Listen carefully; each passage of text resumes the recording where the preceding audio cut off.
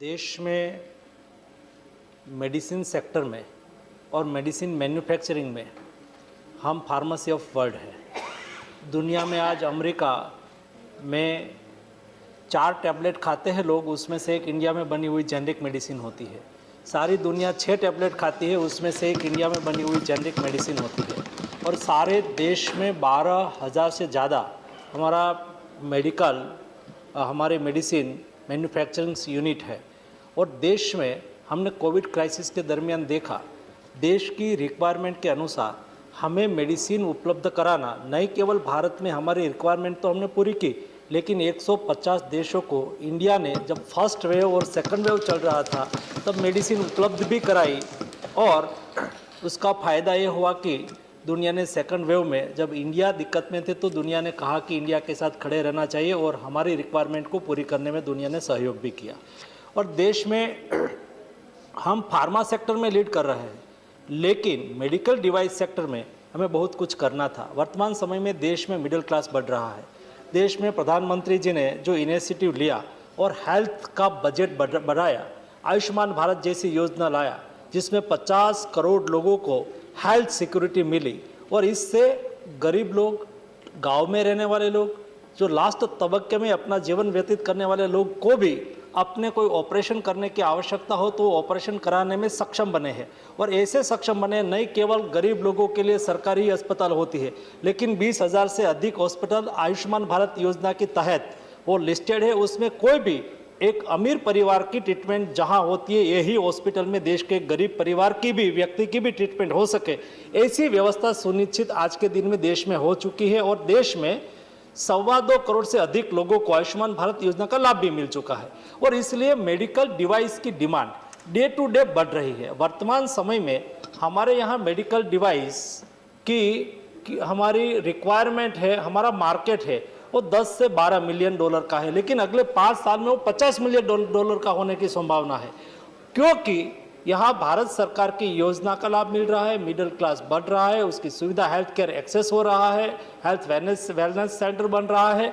उसका लाभ लेके भविष्य में हमारे यहाँ मेडिकल डिवाइस की हमारी रिक्वायरमेंट देश में ही कैसे पूरी हो, इसलिए आयुष्मान हमारे आत्मनिर्भर भारत योजना के तहत देश में हमारे मेडिकल डिवाइस मैन्युफैक्चरिंग को बढ़ावा देने के लिए हमने एफडीआई को भी अलाउ किया है। एफडीआई के तहत कई कंपनी ने इंटरेस्ट लिया है। देश में स्टार्टअप स्टैंडअप योजना का लाभ भी देश में हमारे न्यू एंटरप्रेन्योर्स लेने लगे हैं। और हमारे यहाँ युवा पढ़े लिखे जो बाहर काम कर रहे थे वो भी देश में आके इंडस्ट्रीज़ में काम करने लगे, और यहाँ वो एंटरप्रेन्योरशिप भी करना शुरू किया है। उसको प्रोत्साहित करने के लिए देश में एक PLI स्कीम के तहत 4 मेडिकल डिवाइस पार्क बनाने के लिए सुनिश्चित किया है।